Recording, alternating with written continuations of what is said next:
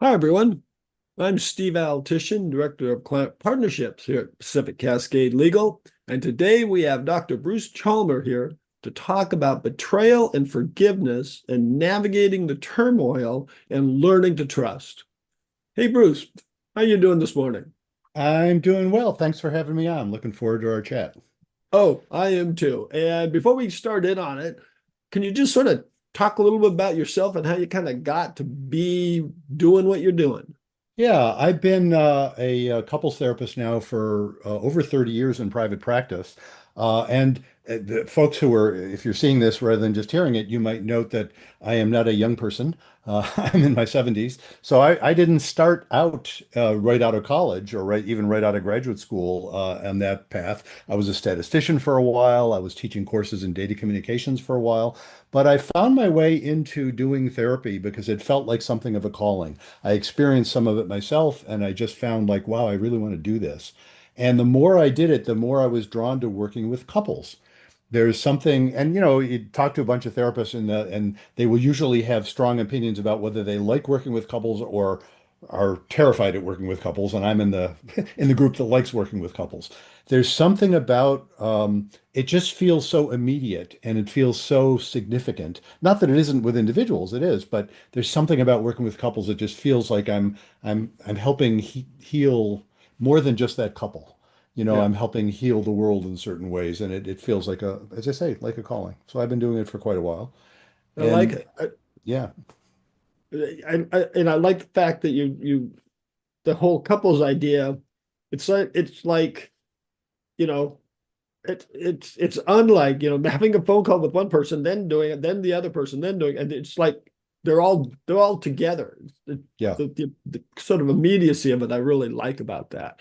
And yeah. as family law attorneys, and so we do a lot of obviously divorce, post divorce, that kind of stuff.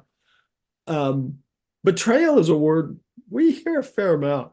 And so I kind I'm of want not to surprised. start with the betrayal for dummies question, which is, you know, what is betrayal and why does it hurt?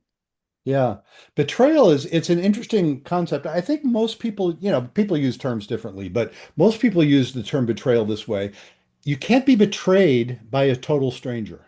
You can be hurt by a total stranger, but you can't be betrayed. Yep. Betrayal implies expectations in a particular relationship. So if somebody, if you're in a couple relationship, let's say a marriage, with the assumption of monogamy, and somebody goes has sex with somebody else, they have violated a really core expectation that most folks, not all these days, but most folks have in marriages. And sometimes they haven't even discussed that specifically, they've just assumed it. But when somebody feels like somebody they never thought would do that based on the relationship with them, that's what betrayal is. And it hurts so much because it's not merely that someone has done something to hurt you. I mean, of course they have, but it's also that you doubt your own judgment. You doubt your own sanity. People are often like, if somebody, let's say, using that very common example of infidelity, if the person who was cheated on often feels like, I thought I knew this person that I'm married to. I thought I knew who they were. I thought they wouldn't do something like that.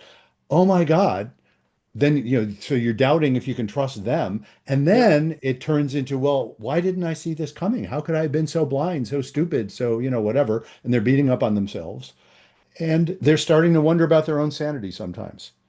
And Yeah. that's true even if the partner isn't quite specifically gaslighting. That's a term, by the way, maybe it's a little pet peeve of mine. People overuse that term. People use the term gaslighting when what they mean is lying. Yeah. Lots of people lie, but not that many people gaslight. Gaslighting is specifically when you are deliberately trying to make the other person feel crazy. It's not merely that you're lying to them, which can, be difficult. But anyway, even if they're not being specifically gaslit, still people can feel they can doubt their sanity. It's like I thought I knew things and now I don't know Yep. what I know. And Yep. so it's Yep. incredibly upsetting to say the least. And when people come to consult me, they're at varying stages of that. Often it's pretty soon after they've discovered the infidelity. Other time, or other betrayals, I should mention. It's not just infidelity. Sometimes it's. I just the other day I met a couple for the first time where he had disclosed infidelity from about 3 years ago, and hadn't been unfaithful since, but they were going to buy a house together, and he felt just terrible, and he felt like she has a right to know, Yeah. to see if she can really, which she even thought was, I mean, she was shocked and hurt by it, but she appreciated that, that sentiment. At least he Yeah. was giving her that amount of respect. That that that kind of stuff, you know, really can complicate, especially divorce cases, because I think that it the person who feels betrayed um tends to lose the I don't want to say the view or the clear view of trying to move forward. Yes. And it feels like when we talk to them a lot of times, it's almost like they they don't know who to trust anymore. Yeah. And how do you get out of that kind of Well, it's feeling? hard. I mean, and they don't know who to trust anymore, starting with themselves, Yes. which is really the hard part. When they start being able to trust themselves, and that gets into the domain of what I call forgiveness. And I say what I call forgiveness, people use that term different ways, but there's, I mean, basically two different ways people use the term. They're both, common ways of using it, but I specify one in particular as a better way to use it. Often people say, oh, well, if I forgive this person, that means I'm restoring the relationship. That means I'm saying, I'm basically saying, well, I guess it wasn't that bad. We can move on. And that is not at all what I mean by forgiveness. What I mean by forgiveness is the other way of using it, which is some people have called it an inside job. In other words, no, forgiveness in the sense I'm using it has almost nothing to do with your relationship with the person. It has everything to do with your own reactions, so that I can forgive someone who doesn't deserve it on any moral level. I can forgive somebody who isn't at all sorry, doesn't even acknowledge what they did, whatever. I can forgive them in the sense that I can say, well, there's no point being angry anymore. I just have to accept that's what happened. Now I got to figure out, what do I do about this relationship? But forgiveness, the way I describe it, well, in the book you mentioned, I describe it as a three-step process, and I always like to Yeah. point out, beware of authors who describe things as a three-step process, including me. It makes it sound so step by step. It's not like that, but it's a way of understanding it. The three steps. Step one is forgive yourself, and because that's what lets you get your head clear a little bit. Yeah. And to forgive yourself, what do I mean by that? I guess it's when you get reach that point where you're saying, well, knowing what I know and not knowing what I didn't know, who I was then, I was doing the best I could. I can look back and say I should have known better. Well, maybe you should have, but you didn't. And given who you were, given, I mean, you're a valid person. You've been a valid person all the way along. That's really the key right there. When you start realizing, oh, I guess, yeah, there's no point beating up on myself. I didn't know better. Now I know better. I've learned, but no point beating up on myself. That's what it feels like to forgive yourself. When you can do that, I think step two is a pretty short step. Step two is forgive the person who hurt you. Yeah. And it's not that big a step, oddly enough, because you can say, well, okay, so given who I was kind of doing the best I could. Now I got to look at this, horrible person, jerk, whatever, they're still angry, that did this to me, and then realize, well, they shouldn't have done it. I'm not condoning it. I'm not saying it wasn't immoral, whatever it was, but it had a context. Given who they were, given the thoughts they were having, maybe they were pissed at me, maybe they were justifying it to themselves. That's often what happens with affairs. Certainly, there's people have studied that. There's this sort of sequence of justifying thoughts that people will have that lead them to it, that make them vulnerable to it. Again, that doesn't absolve them of moral responsibility or legal, and you're the expert Yeah. on that. But it does mean there's a context. And when people can recognize, well, given what was going on, I guess I can see how they could have done that. I wish they hadn't. They shouldn't have. But you can let go of the anger. You can, a lot of the folks you're talking about, when you see they don't seem to know who to trust or even themselves. A lot of that is our brains, large chunks of our minds, not just brains, but our mental processes don't have any conception of time. So there's a lot of us when a horrible thing happens, some traumatic event happens, there's a whole lot of our bodies and minds that are trying to make it not have happened.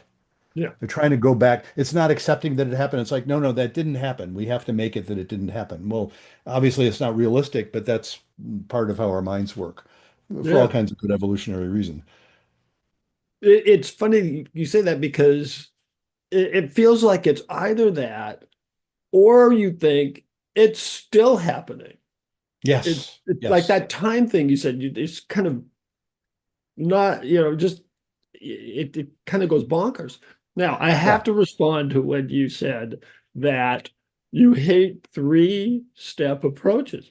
What I love it because I learned early that if you try to teach somebody three things, they learn three things. Oh, Try absolutely. to I mean, teach them 10 things, they sure. learn three things. Yes. Yeah, I did that. I mean, I'm responsible for doing that. I did it for a reason. I didn't get to step three, so let me get to step three. So step one, forgive yourself. Step two, forgive who hurt you. Step three, I give a funny name to, and you don't have to be religious at all to appreciate this name. Step three is forgive God. What does that mean? It means, okay, I can recognize I was doing the best I could. I can recognize the person who hurt me, even they were doing the best they could.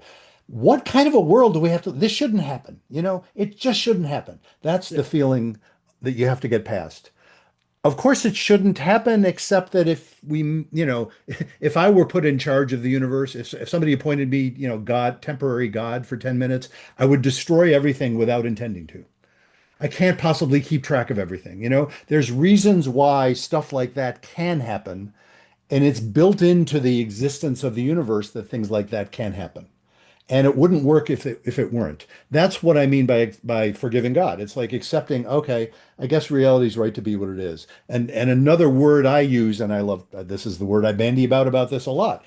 The word I use for that sense of accepting the rightness of reality, even when it hurts, that's what I call faith. Again, it doesn't have to be religious faith, but faith is kind of the solution there. Faith is what gets you past this stuff. The podcast my wife and I do is called Couples Therapy in 7 Words. And the 7 word I have it on a cup. It's we have merch. There's our logo, Couples Therapy in 7 Words. For people who are watching, I guess some people are probably just listening. But anyway, there's the 7 words: be kind, don't panic, and have faith. Those three principles. Be kind in the sense of kinship. People who are coming for divorce have lost that sense. So if they don't want a divorce, they need to have that sense of kinship. Well, you can't do that when you're in a panic, when you're feeling like, oh my God, this person isn't safe, and I'm in a profound panic. And the antidote to panic is faith in the sense that I described it. It's a mindset. It's not something you can prove. It's not a assertion of fact. It's just a mindset. It says, well, I'm going to choose to believe the sense that reality is right to be what it is and work with it rather than insist that it not be. yeah, yeah. And I like how you sort of, a lot of people use faith and trust the same, Yeah, and but I don't mean but that. you separate that and they're different. Yes, they are very different. Yeah. Yeah. Yeah, And it's interesting in working with people to heal from betrayal, because, let's take the situation of couples that want to stay together, which I work with quite a few. I mean, yeah, yeah, plenty of couples I work with where there's been a betrayal end up splitting up, but plenty of them don't. And the only way they stay together is by things getting better than it was. The couples that come in and say, we just want it to go back to the way it was, it's not going to work. That's not faith. That's the opposite of faith. They're just refusing to accept that what happened happened. The couples that come in and say, wow, this was awful. We better look at this because it was meaningful. Like the person who was cheated on is saying things like, well, let's say it's a woman who was cheated on and the man did the cheating, and she's saying, I know he's not evil. I know he's a good person, basically. I know I even believe him when he says he loves me. He's not crazy. So there must be something to this, even though it was wrong. I'm not condoning it. I'm not blaming myself for his bad actions, but there was a context. We better look at it. That's how we can possibly rebuild this relationship. That's how maybe we can get to trust. So you have to be able to get to that level of, forgiveness in the sense of not being overwhelmed by trauma whenever, what you were talking about, it feels like it's still happening. That's what unprocessed trauma feels like. yeah, PTSD, that's basically in operation. That's what PTSD is. It's like things your body thinks or your brain thinks things are happening, dangerous things are happening when they're memories of dangerous things that are happening. yeah, And the healing process, and I did a lot of that earlier in my career, the healing process for people who are dealing with unprocessed trauma is to give the brain enough experience visiting it mentally so that the memory is no longer unsafe. The event was unsafe, but the memory doesn't have to be. Yeah. That's basically how people recover from PTSD. Well, it's a similar thing in betrayal. Betrayal is a trauma. And to recover from that trauma involves getting to the point where you don't feel like it's constantly happening. And of course, I do point that out. If it is constantly happening or frequently happening, if it's still happening, you need the anger, you need the panic. That's what panic is for. Get out. Yeah. It's there are times when it's premature to forgive. Don't forgive when you're in the middle of being abused. Yeah. Use that anger, use that energy. That panic is telling you something. Yeah. But It's if it fear or isn't flight. that, yeah, fight or flight or freeze or whatever. But it's Yeah. it's a message. But if that is not the case, if you're just I don't mean to trivialize, but if you're just badly hurt, but you're not in acute danger, then you have, if you can recover from that enough, if you can get past the panic, then you can actually work with it and see what you want to do. Then you can see about rebuilding trust. And of course, that's not an inside job. That involves both parties. Yeah. So that's a very In, different thing. in in your work, like you were saying, you work with both people who are trying to not get divorced or get back together, Yeah, and people who are not necessarily doing that. But even though you're not restoring your, I guess, marriage relationship in a divorce, especially when you have kids and you're co-parenting, right. there's a very strong relationship that you need to restore to make that work, isn't there? Absolutely, yes. And I work with quite a few couples in that situation, where they are divorced or they are divorcing and they are trying to figure out how to do that. And it's fascinating because, one of the things I talk about with pretty much all the couples I work with is that the two sets of needs you need for a relationship to work are stability and intimacy. Yeah. And of course, stability means, look, the legal system is all about stability. That's what it's for. And I have great respect for that. It's a really important thing. And I'll often point out to people who are in conflict that if they can't resolve it, there is a legal system which will resolve it for you. You may not like it, but it will do it. There's an answer available, and it's a good thing. And they know that, and that's I'm sure you realize, that's an incentive to people, like in situations like mediation. That's an incentive to people to try and find something they can both be okay with, so Yeah. that so that they're not risking having something imposed on them they wouldn't be okay with at all. So stability is important, but intimacy is interesting when you're talking about a divorcing couple, because intimacy for a couple that is staying together and trying to stay together, there is intimacy in both of those cases. By intimacy, I Yes. don't necessarily mean sex. I mean honesty, Yep. mutual honesty, mutual willingness to say what you feel like you need to say and hear what the other person feels like they need to say. That, two divorced parents need that too.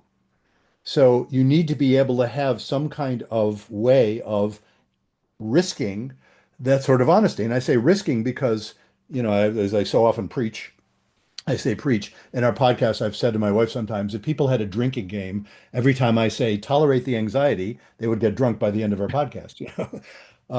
That's I often point that out. The chief skill of intimacy is to tolerate anxiety rather than avoid it. Yeah.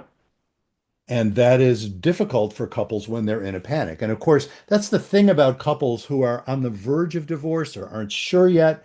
It feels so panicky because they're panicked at the notion that they might decide to split up, or the other one might decide to split up, and they'll lose their whole lives in a sense. Right. And so they're often close to the edge of panic. Once they've decided to split up, often the panic level will go down, and then the conflicts are other things. But either way, they need to be able to have honest, what I would call intimate conversation. And that takes a lot of tolerating anxiety. Yeah.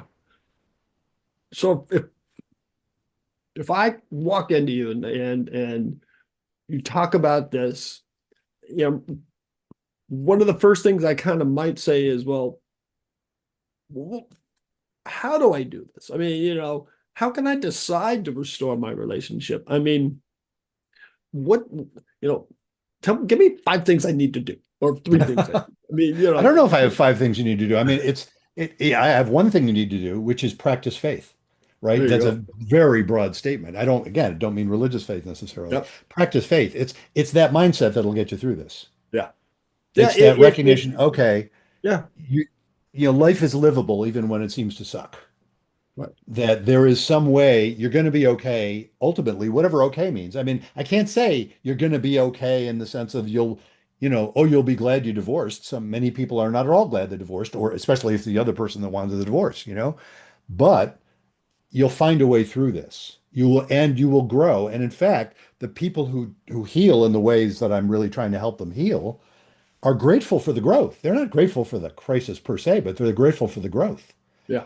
And so that, if they can sort of keep their eye on that prize and not freak out too much, then they can work through, okay, how could I decide whether or not to trust this person? And it gets sort of interesting because if there's been some kind of betrayal, as that's what we're talking about here, um, how does one decide? Are you even if you can get past, get to the point of forgiveness? It's like, you know what? I can see why, they were vulnerable to having an affair. It's like our sex life wasn't great. Our intimate life more generally wasn't great. We were having a hard time with each other for a long time.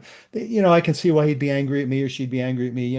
Whatever. Even if you can get there, now you have to figure, well, how can I trust they won't do that again? And one of the interesting things that happens through the work, I think, is first of all, you can't because you can't with anybody. I don't mean that in a cynical way. Mm. Often a lot of what people are thinking when they're betrayed is, I never would have thought they'd do that. Yeah. Well, yeah, they did that. So you're thinking apparently you were you were wrong. Yeah. You thought they wouldn't, but they did. And that's true of anybody. I'm not trying to say anybody's always going to cheat. I'm just saying you never know what life presents. So there's always some degree of uncertainty. So Yeah. given that, then it's about figuring, well, if you can repair the relationship in the sense that you feel there is honesty flowing back and forth, there is a sense that, if one or the other of you were tempted to cheat, you wouldn't just cheat or you wouldn't just suppress it. You'd talk about it, you'd work through it, you wouldn't panic about it, you'd be fine. You'd incorporate that sexual energy into your relationship, whatever. That often couples can do that. But the other piece, which I think is really nice, is you can also recognize, look, if they do cheat again, it would be awful, right? You'd hate it, but it wouldn't be the shock that the first time was. That's true. It would be disappointing, right? It would be bad, but if you've kind of recognized, yeah, stuff like that can happen, then you can recognize, well, okay, well, probably you'll decide to split up. Even then, not for me to Yeah. specify that. Yeah. But you gave it a good shot. And it wasn't worthless. It wasn't valueless. It didn't mean none of it meant anything. It just meant, yeah, it didn't work out. And if you Yeah. can recognize that going in, you're not as afraid to give it another shot. And I again, like not for it. me to tell people if they should or shouldn't do that. Right. Yeah, that's Yeah. It's yeah. It's I'm their very choice. clear about that. My Yeah. expertise is in having conversations with people. It's not in telling them how to live. Yeah. And that leads to there's one more thing I want to talk about for sure, even though we're of course blowing through time. Ah, yes. You used a term and we talked about it a little bit. Ideas versus ideologies. It's, Yes. you have all these ideas, but ideas, I think, should be flexible. But you talk about how they kind of can become ideologies, and that's not a good thing. Yeah. And I don't know if you had this in your mind. You almost said idolatries. And Oh my I God, I equate did. those. I actually equate those. They are Yeah, very, very similar. It's the same yeah, idea that when ideas harden into ideology, it means that you're no longer throwing around the ideas and learning from them. Lots of people have ideas about how to do this work. Lots of other therapists that I respect greatly have ideas about how to do this work that's very different from mine, some of them quite in conflict with mine. Good ideas, interesting ideas. I don't have the last word on this, and neither do they. If I think I do, I have crossed over into ideology. And yeah, then it's no longer a conversation. Then it's about defending the ideology against heretics. Fundamentalism, basically. That's what fundamentalism yeah, is. yeah, And it is destructive. It is simply destructive. Good ideas turn into caricatures of themselves when they get hardened into ideology. yeah, And that's true in therapy as much as it is in politics. yeah, You yeah, know, we can be so enamored of our clever ideas and our wonderful techniques and our ways of understanding things will fit people into diagnostic categories rather than actually hearing the people we're talking to. yeah. And, diagnoses can be useful, but they can also be straitjackets. They can close your mind instead of opening it. It's so true. And the kind of the way you put it, it is what makes when the ideas become ideologies, it makes not just the divorce, the post-divorce, the rest of your life with that person much harder. And Absolutely. that's just, it's just so hard. Now, this could probably be a whole nother thing. We could have a whole nother broadcast, but could you talk a little bit about, you've talked about being betrayed. Mm. What happens if, because you do couples therapy, what about if you're the one who is doing the betrayal? Oh, I have a whole chapter in the book about that. And I kind of mentioned this in passing. It's not just the one who was betrayed who has a trust issue. Yeah, So does the one who did the betraying. Among other things, they have to trust a couple of things. They have to trust that the person they betrayed could ever love them and trust them again. yeah, Rather than being their probation officer for the rest of their lives, which yeah, people generally don't want to live that way. And of course, then it's ironic, but they also often have to trust. They actually have some forgiving to do as well of the person who they betrayed, because often the person they betrayed wasn't very nice to them when they found out about it. I'm not saying it's not understandable. Of course, it's understandable, but sometimes they say and do things that are pretty nasty. And if they're going to rebuild trust, they're going to have to find a way of saying, wow, I'm going to have to understand that behavior, just like the other person has to understand their behavior. yeah, So yeah, it's an issue for both parties. And it hinges on both parties forgiving themselves, and especially the betrayer. They did something that they better acknowledge was wrong against their own values. If it isn't, then don't try to be with them. If the problem for the betrayer was just merely that they got caught, not a good bet, yeah, right? To stay together. Usually the problem is no, they feel like, oh my God, I betrayed my own values. I see how it happened in hindsight, but they're feeling that they need to forgive themselves. Even to be able to make a decent apology, you have to be coming from a place of validity, not a place of shame. But yeah, we could we could talk yeah, about that a lot. yeah. But No, I see really. I mean, we're getting because low on time here. oh well, time is time is just time. That's Indeed. That the you're in charge of the that. That's yeah. And you did talk also a little about making, if you're again, and maybe it's both, the betrayer, the betrayed, making amends and having some accountability uh, goes a long way. Yeah, it does when it's genuine, and of course it does if the person you're apologizing to is ready to receive it, which they aren't always. But yeah, it does. It can do wonders, and it can also, of course, there's the classic apologies that aren't apologies at all. Yeah. I'm sorry if you were hurt by that. That's not an apology at all. And Yeah, yeah, every the once if in a is while I'll meet is the somebody. killer. Yeah, it is the killer. Yeah, I'll meet somebody where they don't think it's a betrayal. Yeah. There's that. That does happen occasionally. Yep. Yep. Yeah. Wow. We are out of time, unfortunately. And I Mm. didn't even get to the part where as you're talking about betrayal in a relationship and what it is, I'm thinking that's what pranksters do. That's what's wrong with people who prank people.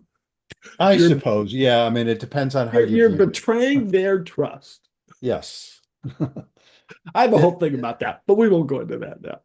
yeah. Again, this was so great. I really thank you so much. But before you go, can you tell people how they can get a hold of you if they'd like to reach you? Yeah, easiest way is through my website. And if you spell my name right, you've got it. It's brucechalmer.com. Chalmer is spelled Chalmer. So the website is Bruce Chalmer, all one word, brucechalmer.com. Oh, And that has links to my practice and also my books and links to the podcast. And that's the best way to get a hold of me. sounds good. Again, thanks for being here today to talk about betrayal, forgiveness, learning to trust. And you did it in a way that's really understandable, even to someone like me. So it was great. Thanks for being here. Thanks for having me on. Oh my gosh. Everyone, thank you also for joining us today. Any further questions on today's topic, you can always post it here or contact Bruce. But if you do post it here, we will also get you connected with him. And until